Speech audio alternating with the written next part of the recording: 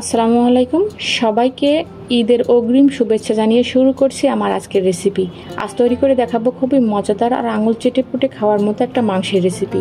আমার আজকের রেসিপি গ্রাম বাংলার সেই হারিয়ে যাওয়া ঐতিহ্যবাহী হান্ডি বিফ মশলা। তৈরি করা একদম সহজ আর খেতে মাশাআল্লাহ খুবই মজাদার আর এক কথায় অসাধারণ। আসছে কোরবানির ঈদের মাংস দিয়ে আপনারা রেসিপিটি ট্রাই করে দেখতে পারেন, আশা করছি আপনাদের ভালো লাগবে। চলুন তাহলে দেখে নিই মজাদার হান্ডি বিফ মশলা রেসিপিটা। আজকের হান্ডি বিফ মশলা বানানোর জন্য এখানে আমি 1 কেজি গরুর মাংস নিয়েছি। আর মাংসটা প্রথমেই আমি একটা বোলের মধ্যে মাখিয়ে তারপরে মাটির হাঁড়িতে বসিয়ে দিব। তো গোশের মধ্যে প্রথমেই দিয়ে দিচ্ছি 1 কাপ পেঁয়াজ কুচি, এরপর হাফ কাপ রান্নার তেল, এরপর দিয়ে দিচ্ছি 2 টেবিল চামচ আদা রসুন বাটা। আদা রসুনটাকে আমি একসাথে পেস্ট করে নিয়েছি। দিয়ে দিচ্ছি 5 থেকে 6টি দারুচিনির টুকরা, 2টি তেজপাতা এভাবে একটু ছিঁড়ে দিয়েছি। দিয়ে দিচ্ছি 5 থেকে 6টি লবঙ্গ, 6-7টি এলাচ এভাবে একটু থেতো করে দিয়েছি। এরপর দিয়ে দিচ্ছি 1 চামচ ধনিয়া গুঁড়া, 2 চামচ জিরা গুঁড়া, 1 চামচ গরম মশলার গুঁড়া, 1.5 টেবিল চামচ লাল মরিচের গুঁড়া, হলুদ গুঁড়া 1 চা চামচ, লবণ স্বাদ মতো। এবার সব মশলাগুলো খুব ভালো করে আমি মাংসের সাথে মিশিয়ে নিয়েছি। মশলাগুলো মাংসের সাথে এতটাই ভালো করে মেশাতে যেন প্রতিটি মাংসের গায়ে গায়ে মশলাগুলো ভালোভাবে লেগে যায়। তো আমি 5 থেকে 6 মিনিট খুব ভালোভাবে হাতে মাখিয়ে নিয়েছি। তারপর হাতটাকে মুছে আমি মাংসটাকে 10 মিনিট রেস্টে রেখে দিব। হাতে সময় থাকলে 10 মিনিটের বেশি মেরিনেট করে রাখলেও সেক্ষেত্রে রেজাল্টটা আরও ভালো হবে। তো 10 মিনিট পর মাংসগুলো আমি একটা মাটির হাঁড়িতে ট্রান্সফার করছি। মাংসগুলো মাটির হাঁড়িতে দেবার পর বোলটা মুছে মাংসের মশলাগুলো উপর দিয়ে দিচ্ছি। আর বাটিতে যেহেতু কিছুটা মশলা লেগে আছে, তাই এই বাটিটা ধুয়ে আমি 1 কাপের মতো পানি মাংসের মধ্যে দিয়ে দিচ্ছি।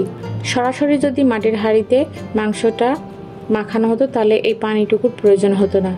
এখন উপর দিয়ে 4টি আস্ত রসুন উপর দিয়ে দিচ্ছি। এরপর কয়েক টুকরো আলু আমি হালকা হলুদ লবণ দিয়ে হালকা ভেজে রেখেছিলাম, সেগুলো উপর দিয়ে বসিয়ে দিচ্ছি। যাদের মাংসের সাথে আলু পছন্দ না তারা আলুর এই অংশটা স্কিপ করে যেতে পারেন। তারপর দিয়ে দিচ্ছি কয়েকটা কাঁচামরিচ ছড়িয়ে দিচ্ছি, এতে করে কাঁচামরিচের দানাটা ফ্লেভার মাংসের মধ্যে ছড়াবে। এরপর হাঁড়িটা সিল করে নেব। এর জন্য আমি কিছুটা আটা মাখিয়ে রেখেছি। তারপর হাঁড়ির মাথার চারপাশে আটাগুলো লাগিয়ে দিচ্ছি। লাগানো হয়ে গেলে এখন এই আটার উপর মাটির হাঁড়ির ঢাকনাটা আমি বসিয়ে দিচ্ছি। তারপর আটা দিয়ে ভালো করে ঢাকনাটাকেও সিল করে দিচ্ছি, যাতে হাঁড়ির ভিতরের কোনো বাতাস বা বাষ্প বাইরে বের হয়ে না আসতে পারে। এটা হয়ে গেছে। এখন আমি চুলায় এটা চাপিয়ে দেব। চুলার তাপটা কেমন রাখতে হবে তা আপনাদের দেখিয়ে দিচ্ছি। মিডিয়াম টু লো হিটে আমি হাঁড়িটা বসিয়ে দিলাম। এরপর হাই হিটে প্রথমে 5 মিনিট আমি এটাকে জাল করব। তারপর হাঁড়িটাকে একদম লো করে দিয়ে চুলায় দমে রেখে দেব প্রায় 1 ঘন্টা। যেহেতু হাঁড়িটার ভিতরে থাকা মাংসগুলো নাড়াচাড়া করা যাবে না একদমই, তাই এটাকে লো হিটে রেখেই রান্না করতে হবে। আর 15 মিনিট পর হাঁড়িটাকে একটু ঝাঁকিয়ে দিলেই হবে। তাহলে মাংসগুলো আর হাঁড়ির তলায় লেগে যাওয়ার সম্ভাবনা থাকবে না, পুড়েও যাবে না। তো এভাবে করে আমি প্রায় 4 বার হাঁড়িটাকে নেড়ে দিয়েছি আর লো হিটে এটাকে দমে বসিয়ে রেখেছি। ঠিক 1 ঘন্টা পর আমি আপনাদের হাঁড়ির ঢাকনাটা খুলে দেখাচ্ছি, দেখতেই পাচ্ছেন। এবার আমি আটাগুলোকে খুলে পরিষ্কার করে দেখিয়ে দিচ্ছি। এরপর হাঁড়ির ঢাকনা খুলে আরও 5 মিনিটের মতো চুলার হাই হিটে আমি এটাকে জাল করেছি। আর চামচ দিয়ে একটু নেড়ে দিচ্ছি যাতে করে মশলাগুলো উপর আর নিচে হয়ে যায়। চুলার জালটা অফ করে দিয়ে উপর দিয়ে ভাজা গরম মশলার গুঁড়ো মাংসের উপর ছড়িয়ে দিচ্ছি, এতে মাংসের স্বাদটা আরও দ্বিগুণ বেড়ে যাবে। একটু নেড়ে চেড়ে দিয়ে হাঁড়ির ঢাকনাটা লাগিয়ে আমি এটাকে আরও 2-3 মিনিটের মতো রেখে দেব। তো 2-3 মিনিট পর এই যে দেখেন আমার হান্ডি বিফের ফাইনাল লুক।